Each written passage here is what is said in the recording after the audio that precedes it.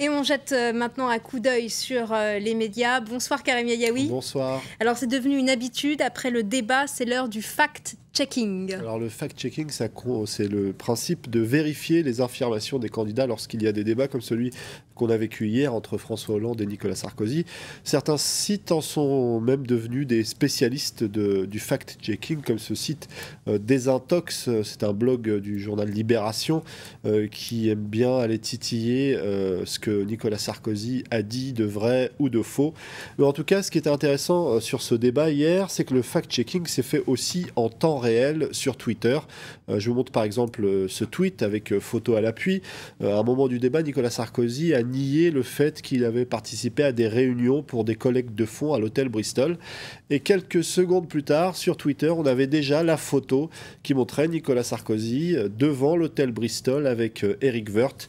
Voilà, le fact-checking, c'est aussi en temps réel. Et ce qui est intéressant aussi, c'est que lorsque certaines personnes sont citées, par exemple par Nicolas Sarkozy, c'était le cas hier de Mathieu Pigasse, qui est un banquier proche de François Hollande.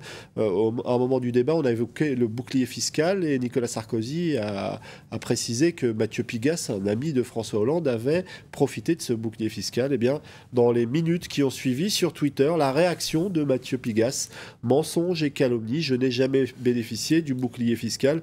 Alors clairement, Twitter est devenu un outil de vérification des faits, lui aussi. Il y a tout un tas de sites qui le font. Et puis, je vais vous montrer le site Atlantico qui lui aussi s'est amusé à revenir sur débat Hollande et Sarkozy, qui a dit vrai, qui a menti. On s'aperçoit que les candidats ont parfois manipulé les chiffres et ils n'ont pas toujours cité leurs sources de façon précise. Ils n'ont pas été précis sur le montant de la dette, sur la hausse du chômage ou sur le nombre de professeurs. Les chiffres étaient donc au cœur du débat. Et le véritomètre du site ONI s'est amusé à regarder à quel point les chiffres avaient été utilisés, notamment par Nicolas Sarkozy, qui a fait 92 références chiffrées, soit un chiffre toutes les 47 secondes. Il a été le plus imprécis et le plus dans l'erreur, si on en croit le véritomètre d'ONI. Alors, pendant que les candidats prononcent, formulent, font ces erreurs, les journalistes sont restés de marbre. Alors c'est vrai que les deux journalistes de TF1 et de France 2 qui étaient présents sur le plateau se sont limités à essayer de maîtriser le temps de parole de chacun des candidats. Et il y a comme un décalage, souligne du côté du Nouvel Observateur un sociologue spécialiste des médias qui s'appelle Jean-Marie Charon et qui nous explique que cette façon de faire des débats, eh bien, c'est un petit peu dépassé et qu'aujourd'hui, à l'heure du fact-checking, ce journalisme ressemble à un journalisme du musée Grévin, c'est-à-dire totalement figé.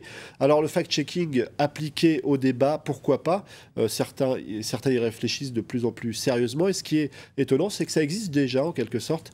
Le CFJ, qui est une école de journalisme en France, a suivi la campagne et pendant des semaines, ils ont accueilli à plusieurs reprises des candidats, François Bayrou, Nicolas Sarkozy et bien d'autres. Et en fait, eux, ils ont mis en place des interviews avec fact-checking en même temps, c'est-à-dire, comme le rappelle cet article d'Erwan Gaucher, qu'il y avait 3 journalistes qui interviewaient le candidat et en même temps, il y en avait 5 autres qui vérifiaient les faits qui étaient évoqués par le candidat et apparemment, ça les mettait dans une certaine tension, ces candidats.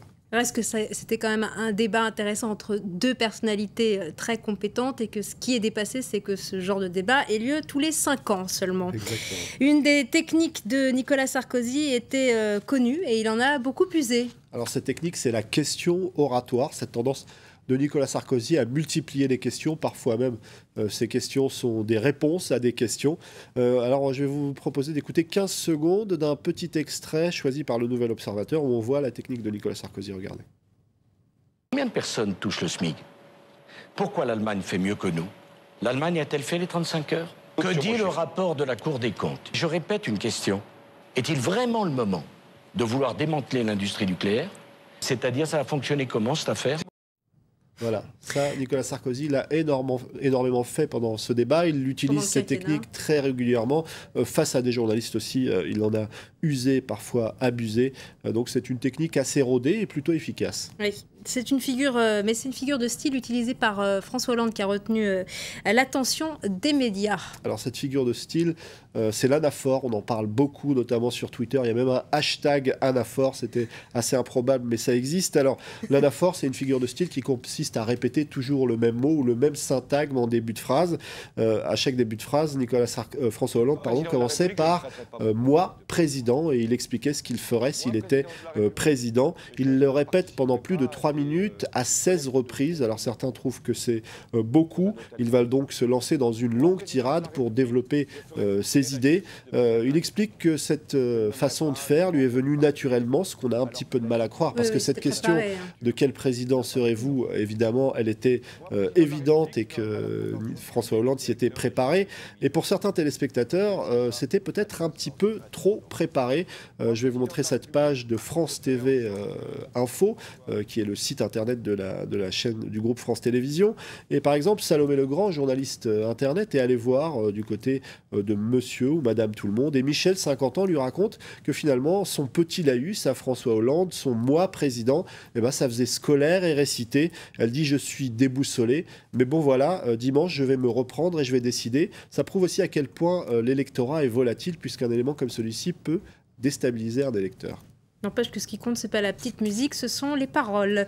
Merci beaucoup, Karim Yayaoui. Et tout de suite, sur le net.